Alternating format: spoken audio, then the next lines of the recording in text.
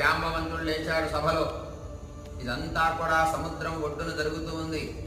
సముద్రానికి అవతల భాగంలో లంక ఉంది. సముద్రానికి అవతల భాగంలో రాముడు, లక్ష్మణుడు, జాంబవంతుడు, అంగదుడు, హనుమంతుడు, అందరి సైన్యం, వానర కొన్ని కోట్ల మంది వానర సైన్యం ఉంది. లంకా భాగంలో పై భాగంలో కనబడుతూ ఉన్నాడు విభీషణుడు. విభీషణుడు మంత్రులైనటువంటి 4 రాక్షసులు, మొత్తం 5 రాక్షసులు వచ్చారు. విభీషణుడు కాక 4 రాక్షసులు. ఈ 5గురిని వానరులు చూశారు. చూసి నేను మీలో చేరతానయ్యా అన్నాడు విభీషణుడు. ఈ మాటని సుగ్రీవుడు విని రాముడికి చెప్పాడు.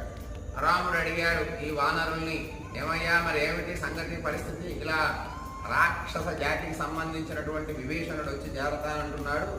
ఈ సమయంలో ఎలా మనం నడవాలి అని అడిగితే అంగదుడు లేచి